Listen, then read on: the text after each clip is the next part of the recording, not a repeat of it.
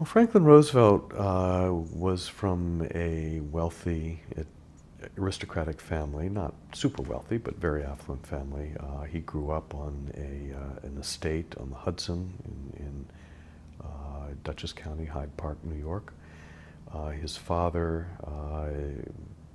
inherited wealth and had made money in railroads and other ventures, but by the time Roosevelt was born, he was the product of a second marriage to a much younger woman. He was a semi-retired man who died when Roosevelt was in prep school. But he had a very cosseted life. He was the only child of his mother. He was tutored at home until he went to Groton. He spent lots of time with his parents in Europe. He was not someone you would imagine would be a great democratic hero. He was also, of course, a distant cousin of Theodore Roosevelt and spent a lot of time trying to associate himself with Theodore Roosevelt when he was a young man, when Theodore Roosevelt was president. He married Theodore Roosevelt's niece. And he took his first job in Washington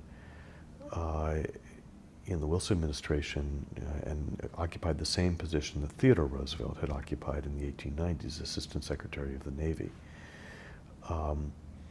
He was nominated for vice president in 1920 with James Cox.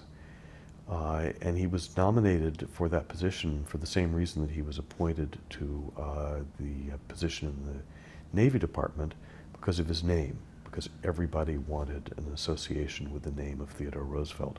And Franklin Roosevelt was almost an incidental person here. It was his name that everyone was after.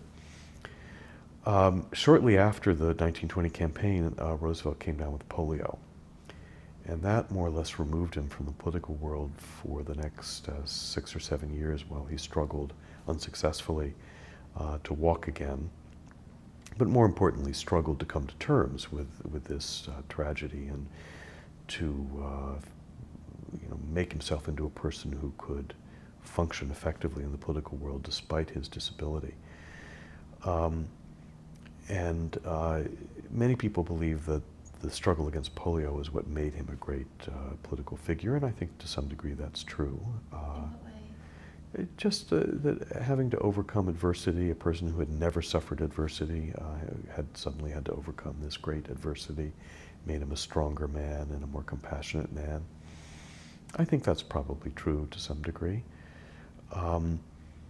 But even after 2 terms as governor of New York, beginning in 1928, and after his election as president in 1932, many people thought of him as a kind of lightweight who had sort of succeeded to the presidency, again, because of his name more than because of any substantive achievements. And it came as a surprise to many people what a powerful and effective president he was.